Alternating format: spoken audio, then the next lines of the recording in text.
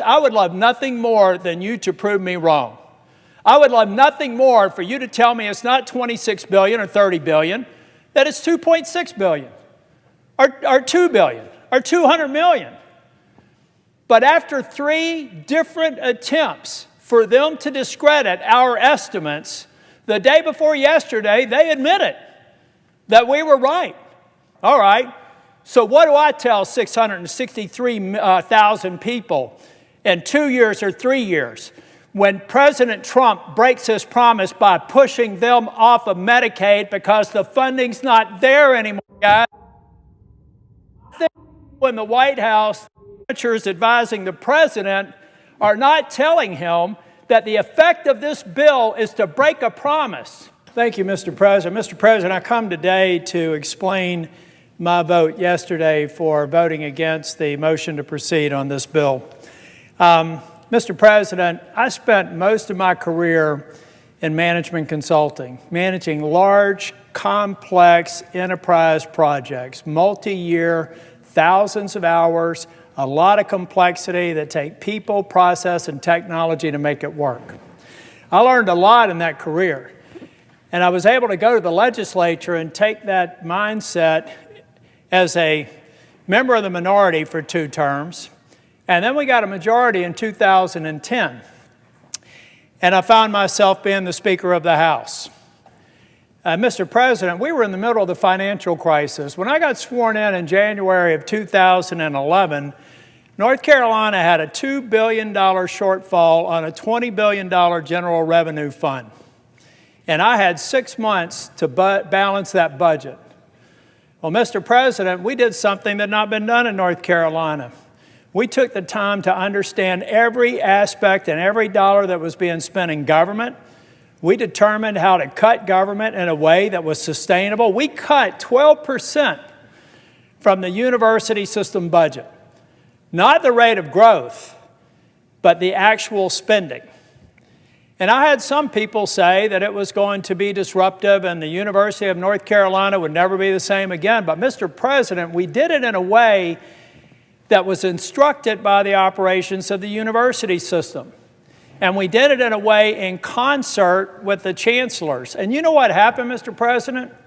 We actually balanced the budget. We did do those cuts. And the last time I checked, the North Carolina university system is still considered one of the greatest systems in the United States of America. Why do I use that example?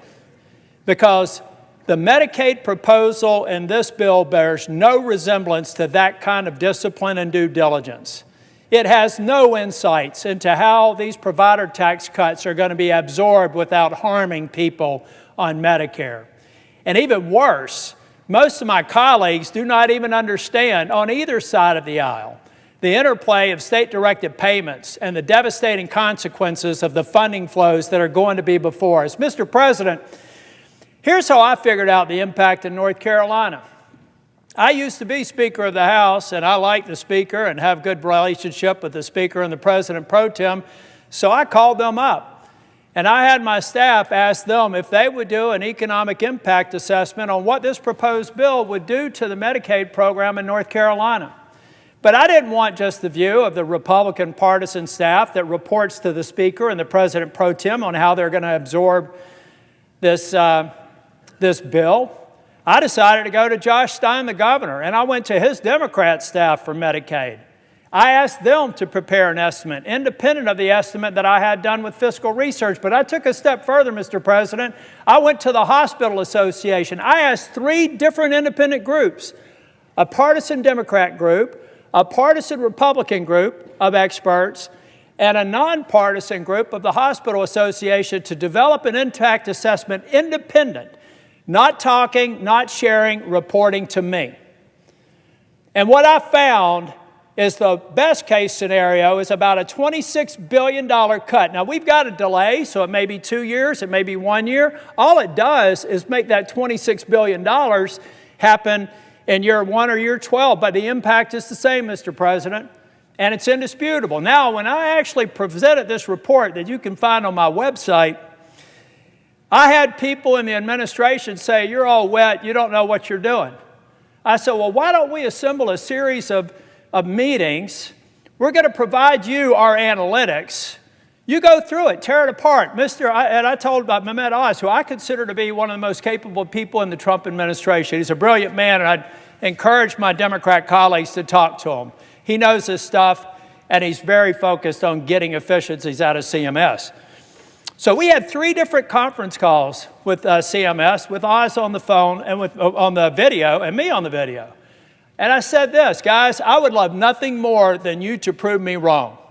I would love nothing more for you to tell me it's not $26 billion or $30 billion, that it's $2.6 billion or $2 billion or $200 million. But after 3 different attempts for them to discredit our estimates, the day before yesterday, they admitted that we were right. That between the state-directed payments and the cuts scheduled in this bill, there's a reduction of state-directed payments. And then there's the reduction of the provider tax. They can't find a hole in my estimate. So what they told me is that, yeah, it's rough, but North Carolina's used the system. They're going to have to make it work. All right. So what do I tell 663,000 people in 2 years or 3 years when President Trump breaks his promise by pushing them off of Medicaid because the funding's not there anymore, guys? I think in the White House, senators advising the president are not telling him that the effect of this bill is to break a promise. And you know the last time I saw a promise broken around health care, with respect to my friends on the other side of the aisle, it's when somebody said, if you like your health care, you can keep it. If you like your doctor, you can keep it. We found out that wasn't true. That made me the second Republican Speaker of the House since the Civil War, ladies and gentlemen, because we betrayed the promise to the American people. 2 years later, 3 years later, it actually made me a U.S. Senator because in 2010, it had just been proposed. And just anticipation of what was going to happen was enough to have a sea change election that swept Republicans into the majority for the second time in 100 years. Now, Republicans are about to make a mistake on health care and betraying a promise.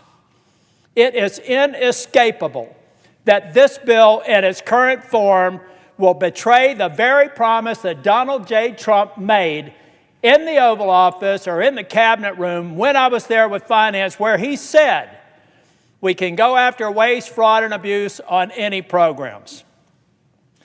Now, those amateurs that are advising him, not Dr. Oz, I'm talking about White House healthcare experts, refuse to tell him that those instructions that were to eliminate waste, fraud, and abuse all of a sudden eliminates a government program that's called the provider tax. We have morphed a legal construct that admittedly has been abused and should be eliminated into waste, fraud, and abuse. Money laundering. Read the code. Look at how long it's been there. I was Speaker of the House. I refused to do it. When I left North Carolina, I said, we're not going to do a provider tax. I left it at 2.5%. Now it's 6%. Mistake on the part of the leadership. And frankly, I know my friends are probably going to think I'm a little bit crazy here, but I actually passed a law that made it illegal to expand Medicaid. Why did I do that?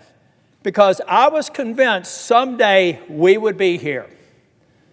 And I would have rather found a way to get more people on Medicaid at the standard FMAP than having this 90-10 match and watching it disappear and taking away desperately needed health care. So, Mr. President, over the course of the evening, I may look for an opportunity to speak again. But I'm telling the President that you have been misinformed. You supporting the Senate mark will hurt people who are eligible and qualified for Medicaid. I love the work requirement. I love the other reforms in this bill. They are necessary, and I appreciate the leadership of the House for putting it in there. In fact, I like the work of the House so much that I wouldn't be having to do this speech if we simply started with the House mark. I've talked with my colleagues in North Carolina. I know that we can do that, and I believe that we can make sure that we do not break the promise of Donald J. Trump that he's made to the people who are on Medicaid today, Mr. President. But what we're doing, because we've got a view on an artificial deadline on July 4th that means nothing but another date and time, we could take the time to get this right if we lay down the House mark of the Medicaid bill and fix it. And I know that my friend and colleague from New Hampshire, I jumped in front of her, so I'm only going to take another minute or two. But Mr. President, we owe it to the states to do the work to understand how these proposals affect them.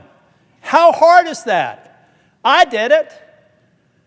How hard is it? How hard is it to sit down and ask the Medicaid office, ask the legislative staff, ask the Independent Hospital Association what the impact is? If there's no negative impact, what's wrong with daylight? What's wrong with actually understanding what this bill does? Mr. President, I know what it does because I spent a career implementing complex systems, and then I had the privilege of being Speaker of the House, and I implemented them in a government setting. And since I've been here, I've focused on bills and watched their implementation from the cradle until they're fully implemented. Mr. President, we owe it to the American people, and I owe it to the people of North Carolina to withhold my affirmative vote until it's demonstrated to me that we've done our homework. We're going to make sure that we fulfill the promise, and then I can feel good about a bill that I'm willing to vote for. But until that time, I will be withholding my vote. Thank you, Mr. President.